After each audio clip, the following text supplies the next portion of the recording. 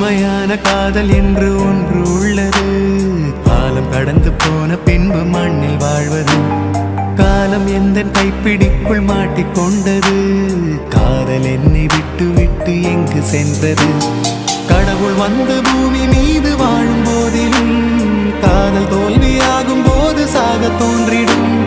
காதலின்றி பூமி மீது வாழ நேர்ந்திடும். கொஞ்ச நேரம் கூட நரகம் போல மாறிடும்.